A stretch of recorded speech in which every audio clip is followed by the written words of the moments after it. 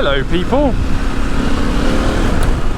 you join me on a lovely June evening. I am out quite late, to be fair. It's nearly 9 o'clock I think. I can't actually see my clock on my dash because I'm being retarded,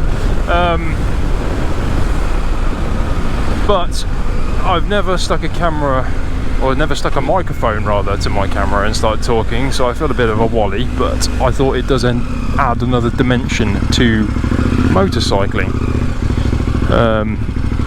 which it seems quite popular on YouTube at the moment for people to do this, and I thought I'd give it a go, as I have lots of different GoPros that I've collected over the years, but I've never decided to talk to it. So anyway, I'm just out on my local trails, if I can put it in off-road mode before we get cracking. I've literally just cleaned this bike a few days ago from another trip, and now I'm already going off-road and getting it dirty, and I feel a bit of a shame for doing it, but at the same time bikes are made to be ridden and not just kept in the garage, so here I am.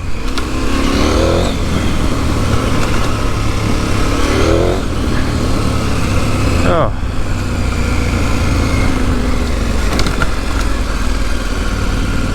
Actually, it's not too muddy, even though it did rain and thunder this afternoon. Should we go in the Rocky Channel for a bit of a challenge?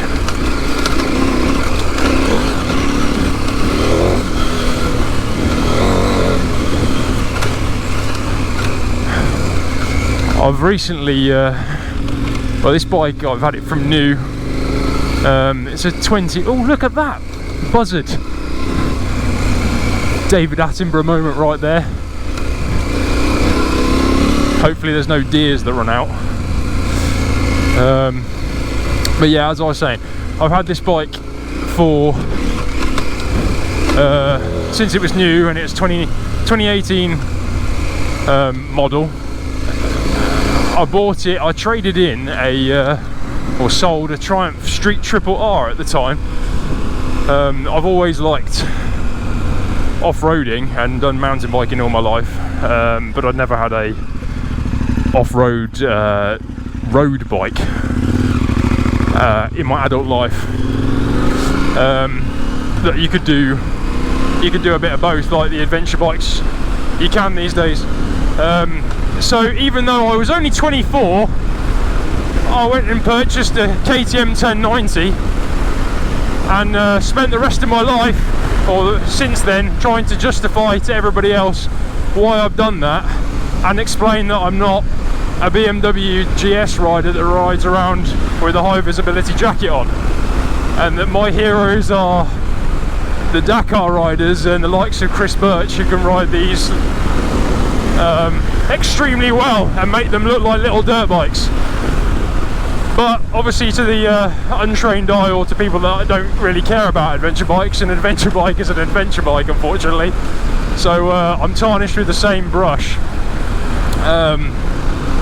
But it is what it is.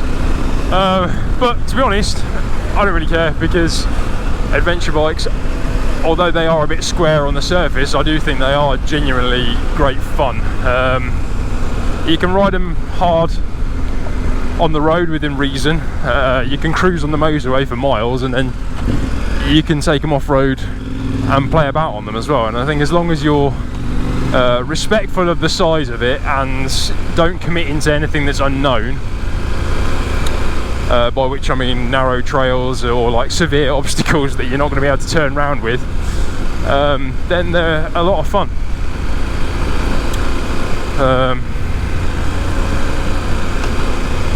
But yeah, it's a really nice evening, although as you can see it's getting quite dark, and I've opted for my reflective goggles because they look cool. And I think it was Jeremy Clarkson that said looking cool is always better than looking where you're going, so I'm following his motto. Although flippin' heck, it's very windy in a motocross helmet.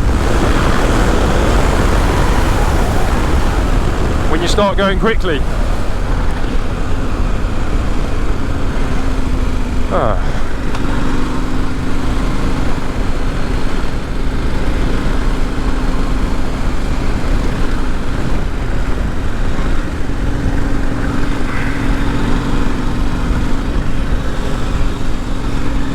I'm in a very fortunate position that I actually own two other bikes. I've got a gas EC250 two-stroke enduro bike, which I bought a couple of years ago, and I've also got a Kawasaki ZX6R sports bike, which is 2008. I bought it second, well, probably like fourth hand, at the beginning of this year actually, and just because I fancied having a road bike as well.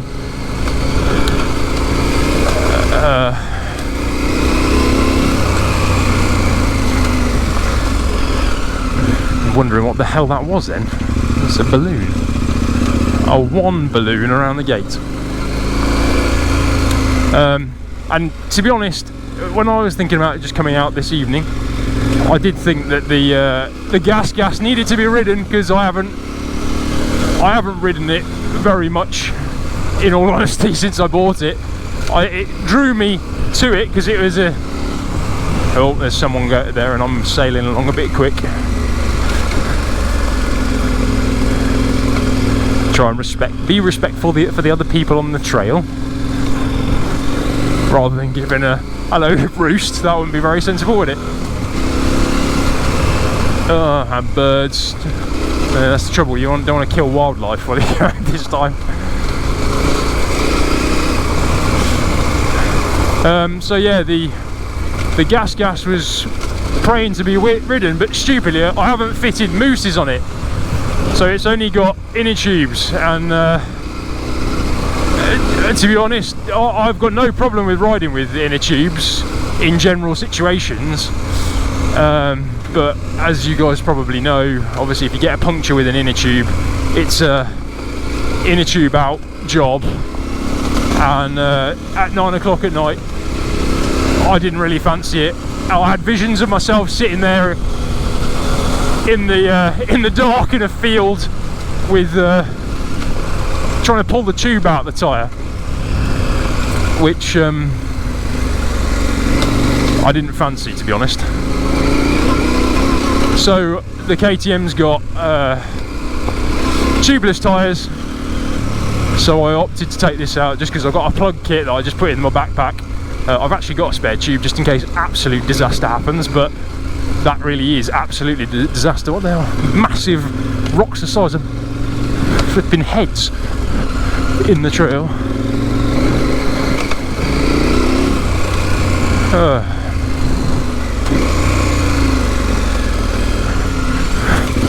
Because I'm a bit of a fanny, I don't want to get my bike dirty. So I am trying to avoid any puddles or potential mud. Oh, flippin' heck. Bit of a passenger at low speed sometimes on these bikes. I don't fancy going down there because it's just too muddy. Shall we stop here for a lovely bit of photo ops? It's probably going to be a pretty crap photo, but in my mind it's going to look sweet. Bear with me a second.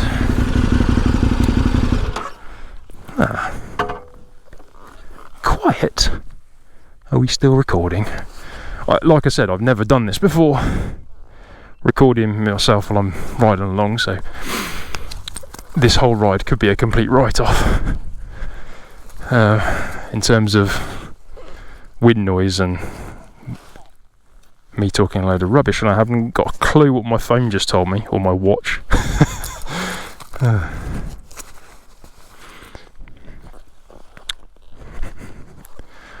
But one thing is when you're talking to yourself and riding along, and I'm dropping my gloves, it kind of feels like you've got a mate with you. Maybe that just makes me really sad. But if you ride by yourself normally, you don't have a reason to talk, do you? Look at that. Again, in my opinion, it looks like a beast, but I know people might think it looks like a right wuss's bike. They'd be like, Where's your chicken strips and show me your scuffed knee sliders?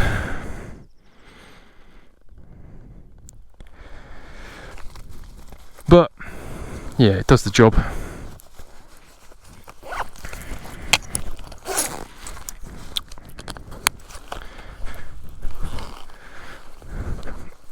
Okay.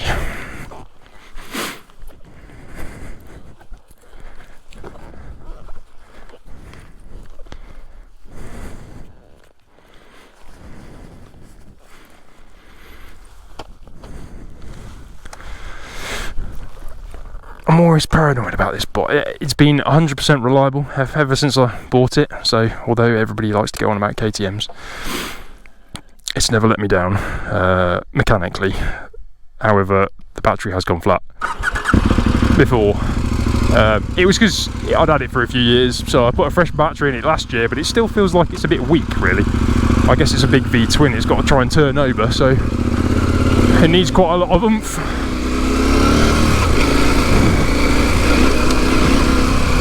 Yeah, my goggles are not great now. The lenses in them are for when you're blasting across the Sahara Desert in blazing sunshine. Right now I can't really see where I'm going, and it's going to get worse as I go into these woods. But oh yeah, it's just such a good bike for doing a bit of everything, really. Oh yeah. Okay, I'm actually green laning and using my headlight now to see where I'm going. It probably looks fine on the camera, but for me, I can't really see anything. Also, another thing I realised is the camera position is probably not ideal. As a lot of you probably do, I've watched a lot of videos on YouTube from the top guys, or the top YouTube stars. I'm saying that now and I've even forgot the bloke's name, but Adam Reeman, I think it is, the Australian guy who does all the stuff on T7s and what have you.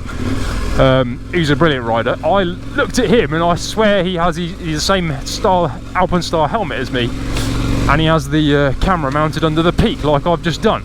However, I can't see where I'm going because my camera is now blocking part of my vision, or at least it's obstructing quite a lot of my vision, so I'm starting to wonder whether I didn't pay enough attention and he's got the same camera setup or what. But yeah, I don't think it's, unless he's just good at riding with not seeing where he's going, I don't know. But personally I feel like it's quite obstructive to where you are. And there we go, end of the trail.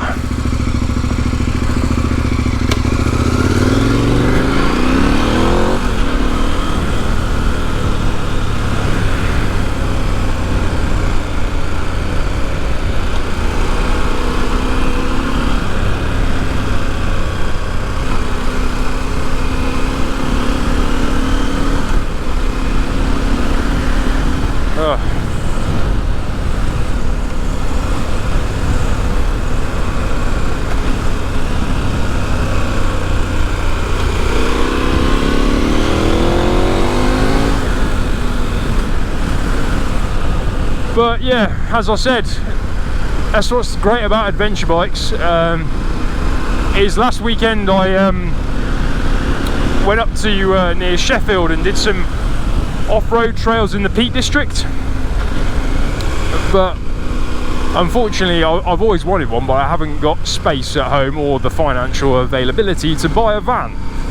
Because in an ideal world I'd have a van to be able to move my gas around and what have you, and gives you extra flexibility, doesn't it? But I don't have that ability, so I generally ride everywhere I trail. I've got a trailer for taking my gas to places, but for green laning obviously that's not practical, leaving a trailer at the side of the road. So what I tend to do is use my KTM for green laning. Unfortunately I'm going to have to cough now. Obviously just swallowed a bug. And yeah, that's the beauty of this bike, is you can cruise up the motorway for a few hours in relative comfort, and then you can go and do that. I might just stop it and change the camera angle of the other one actually.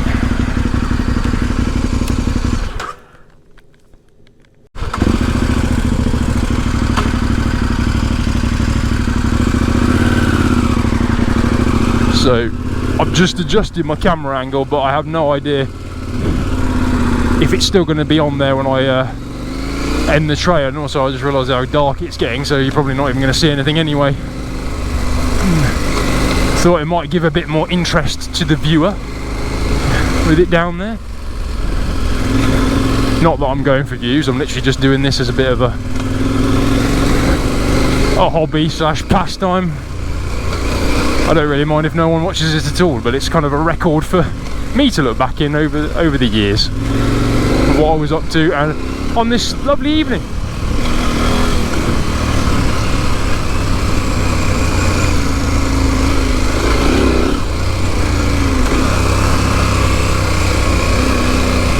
Yeah, I really don't want to have to go finding a GoPro. So let's hope it does stay on.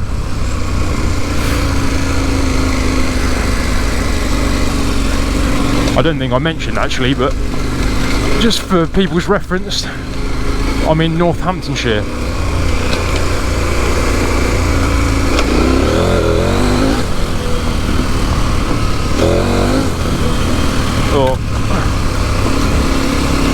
So these are some of the, I live in Northamptonshire, these are some of the local green lanes that we have. And again, it's one of those things that going out on them at this time in an evening, it's quite beneficial from the fact that there's less people around, less people to annoy.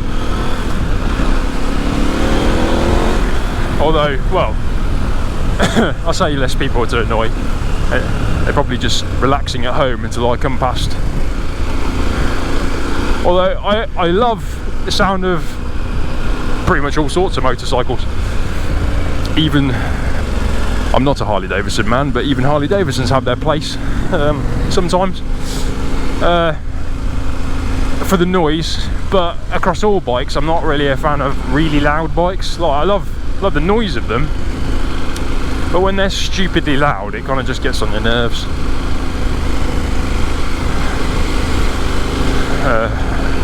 Because even me, who is a petrol head, you're sitting at home and you hear someone going past and you think, oh, what an idiot, on the road. Whereas when you're on the bike, you think, listen to that noise. When actually in reality, probably you're impressing 2 people and the rest of the people are thinking he's being a penis. I reckon. When I was younger, I never used to think like that. I used to think I was so cool. I had a Vauxhall Corsa with a really loud exhaust pipe on it, and it was lowered and everything, and I just thought, yes, everyone wants to listen to my exhaust. Turns out I don't think they did. But in my mind at the time, they really did. But anyway, that was then. But yeah, all these sleepy villages, and I'm coming along with my V-twin making noise. What is the time? 20 past 9. I do love summer.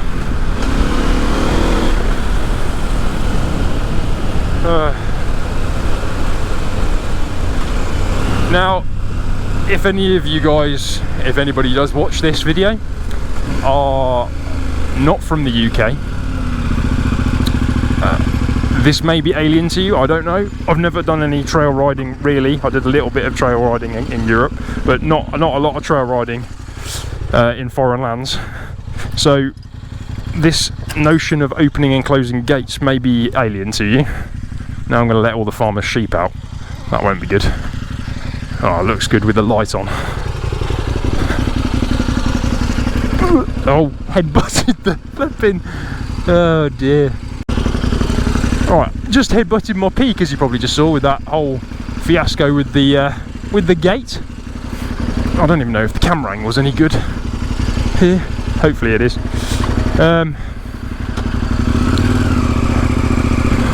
Sorry sheep, I don't want to disturb you, but I'm probably am going to. Oh dear. Oh dear, oh dear. I'm starting to second guess if I've closed the gate properly.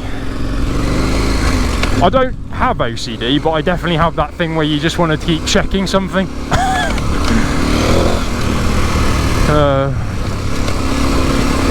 But as I was saying earlier, if you're in a foreign land, the whole notion of opening and closing gates may not be a thing that you have to deal with. But in the UK, if you're green laning, I'm afraid this is everything. It does become quite tiring. When you're with a group of riders, it's not so bad. Stay. Oh, for goodness sake. I wonder if this is what this kind stick has been placed for. I'm sure that'll hold. I'm doubting it now. I do have an engineering degree, believe it or not.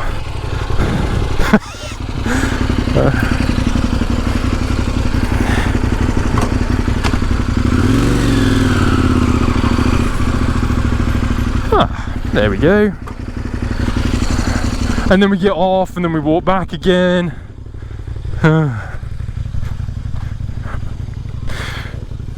There we go. The stick proved useful, the plastic cane. But yeah, it starts to really get on your nerves after a while, this whole gate closing business. Alright then, onwards.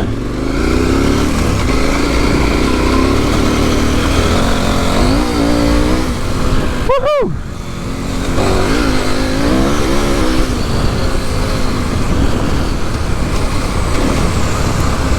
Probably not supposed to do that on a green lane, especially past the horse paddock, but it did feel good, and I've got worn tyres anyway.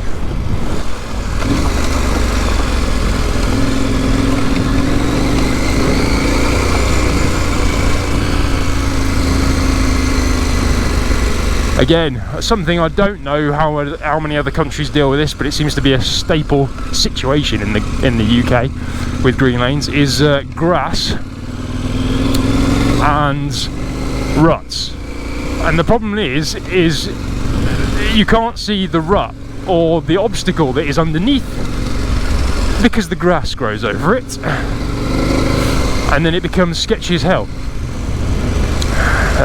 Because you can be barreling along having the bestest of lives, and then suddenly you hit a massive impact and then you're terrified.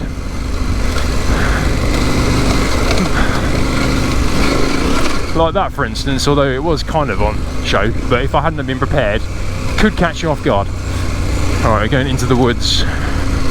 Visibility is getting less all the time with my goggle situation. La la la la la. Oh, that's a bit moist. Oh, through the trees. Through the more trees. There's a bit of a jump here. I kind of over-sent that then. I didn't anticipate quite a big jump. I like to say that I was completely in control there, but there's an element of it that I was a passenger. But thankfully we survived the landing and everything went okay.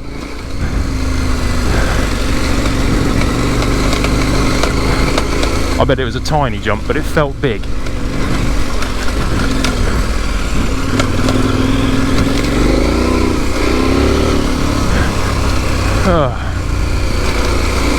In fact, I'm hoping I've still got my GoPro on the back of the bike. I forgot to check that.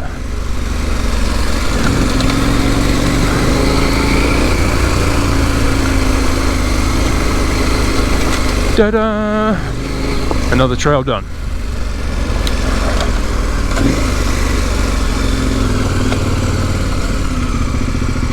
Okay, going to reposition the other GoPro again.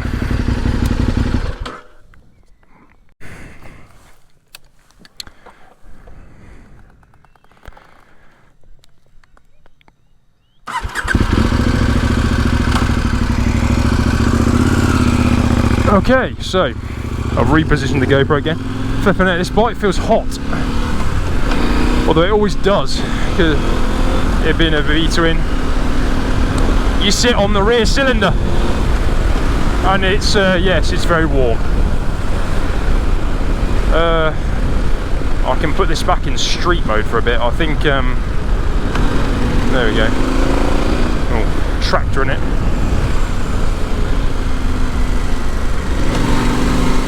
I think given the time, the fact that I can't really see, I'm going to limit the green lanes.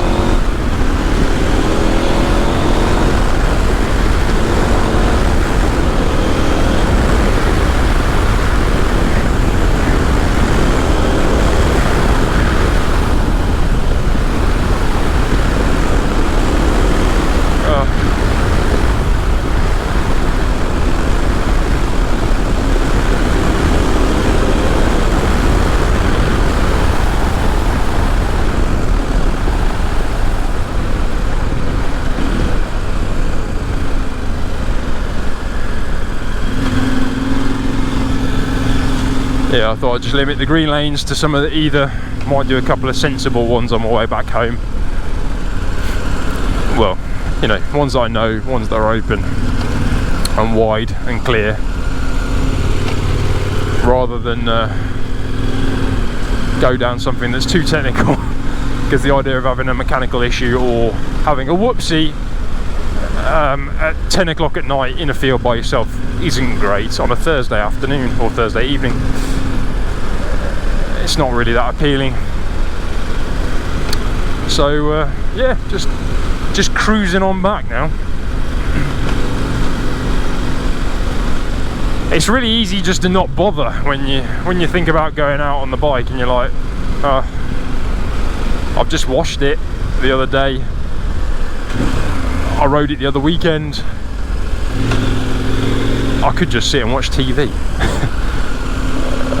But you don't get many days in the year like this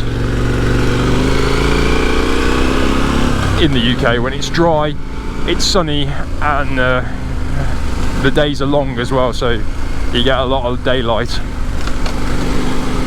So I thought, why don't I try and actually exploit the opportunity and go out for a ride, because I always do say that this is my favourite time to ride, just because it's so empty. It's usually a little bit cooler if it has been a hot day, and the sunsets are nice and just feels good to be out. Equally, I love riding really early in the morning, but the only trouble with that is usually you have to get up early. Kind of part of the issue, nature of the beast. And usually it times in the same time as my morning poo, which I don't know about you guys, but setting off to have a nice ride but then just thinking about the fact that you need a poo isn't the greatest feeling. But maybe that's just me. I like to think I'm a morning person, but really I'm not that.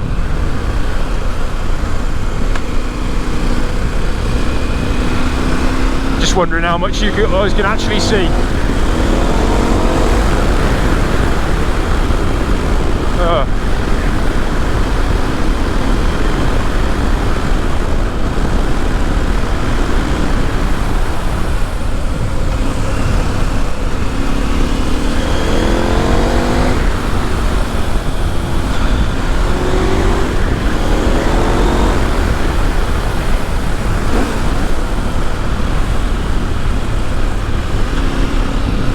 It sounds all a bit tarty really, but if I am going to do this, I have thought about getting a secondary mic or sound recorder to put near the exhaust pipe, just to give again, because I'm guessing I won't know until I've watched this back obviously,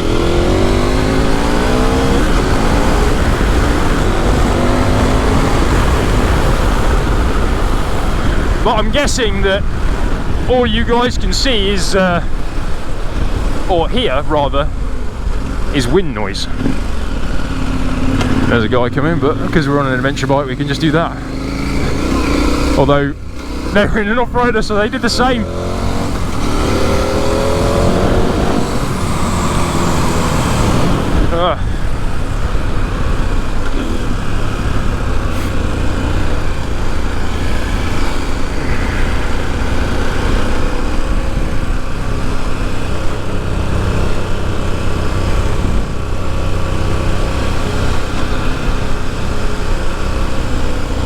Everybody in the pub with the pub door open, I wonder if they appreciate the KTM 1090. I had to do that. I was changing down, honest. Probably didn't sound very loud again, like I said before, but and it flies in the face of when I just said I like to not be loud and not disturb people. See, it's still that little bit of yobbish youth that never really goes away. When you ride a motorbike, you never really get rid of that. Oh, damn and blast. I just realised I've gone the wrong way if I wanted to exploit some of the other green lanes I was thinking about.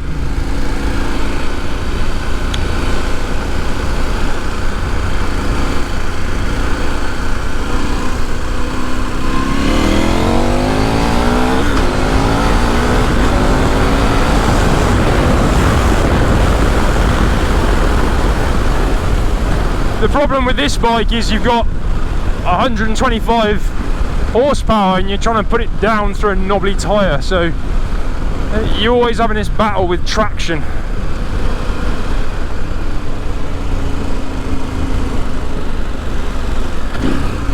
So although I'm sure if you put some road tyres on it, then it would be capable of some pretty impressive speeds, or acceleration I should say, and you know, carving corners considering its size. But I've only ever had TKC80 Continental tyres on it. It comes fresh from KTM with those tyres on, and one, I think they look cool because they've got such an aggressive block tread pattern, and two, I just think they've always worked for me in the past, so I'll just continue to use them. There are loads of tyres though, and if you ever speak to anybody who's doing the same thing, you bring up tyres and then everybody goes, oh, I want this one, or I want this one. They've tried a million different tyres. Trouble is with that is you might find a good one eventually,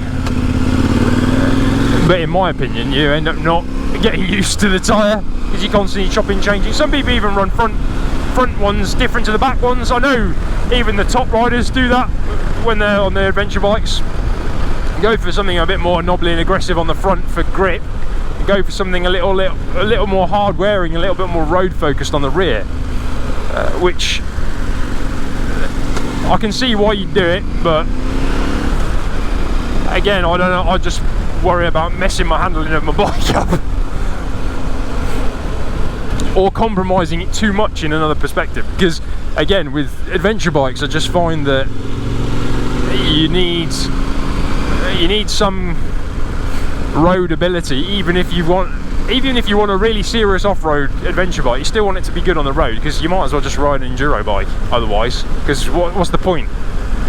If you have an adventure bike with this big engine, you're carrying all the weight, you got all the fuel, and then it's crap on the road, what have you got? It's just a dirt bike that's compromised with weight and stuff and fuel weight. Yeah, you know what I mean. So yeah, I honestly do think that you're better off making sure your adventure bike does have some road ability. Flipping heck, it's dark in here. With my tinted goggles, I can't see a thing. Why has this one got busy as well? There's all these people annoying me. Better say thank you though.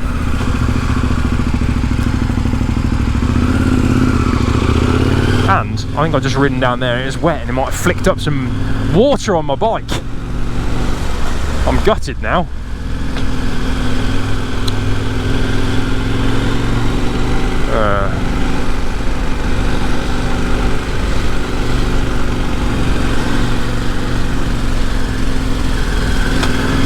Cruising through the villages. Another pub, another one that's closed down. Seems to be the thing at the moment. All the pubs just never survive unless they're big chain pubs or in a massive touristy hotspot. Then they don't seem to survive. No one wants the local village pub anymore. Still got my GoPro hanging on the crash bar, although I think it may have run out. But I don't know, it's still flashing red. I always stick to the speed limits in villages, but I was following that car in front of me. Look how flipping far it's gone now.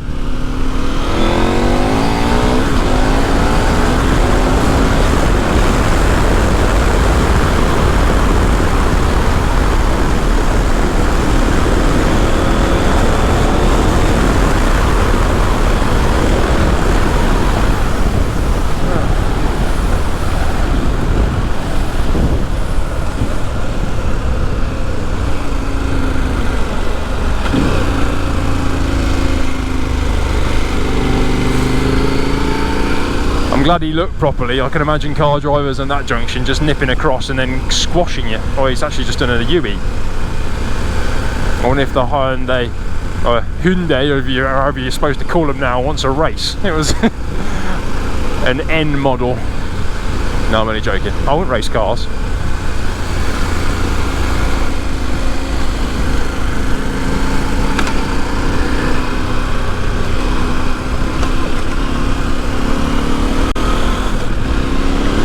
It is seriously dark,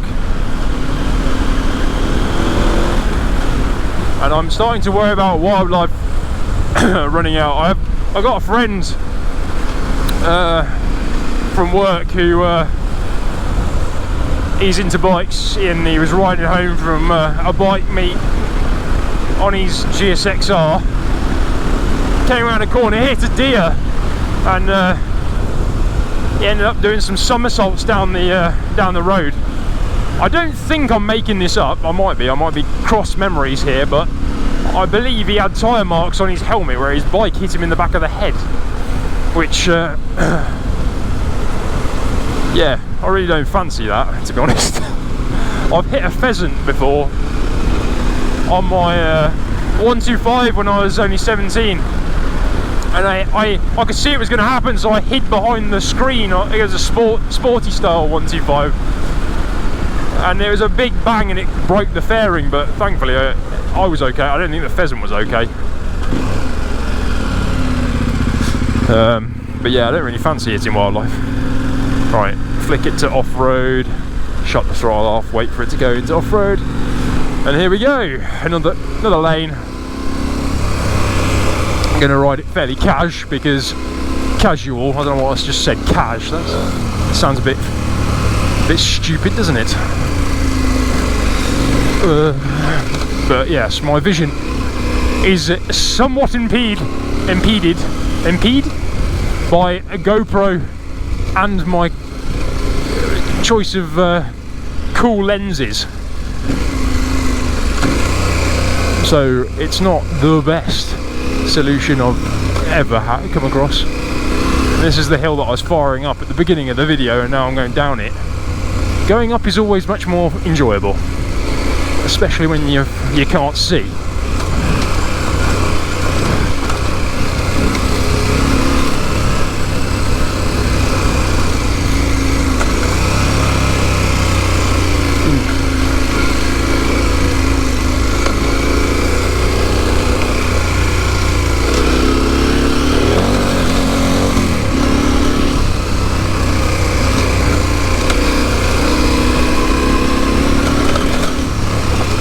Yeah, I really can't see what I'm actually riding into here. There we go. Successfully navigated it without driving into a wall or a tree or whatever. Just got to try and squeeze the massive 1090 through the little gap without crashing into this nice person's garage wall and then driving over the rockery garden. There we go. Anyway, it's basically dark. I'm going home, put the bike away, have a cup of tea, and then probably go to bed, and then it's work in the morning. Anyway, I'll say goodbye. Bye.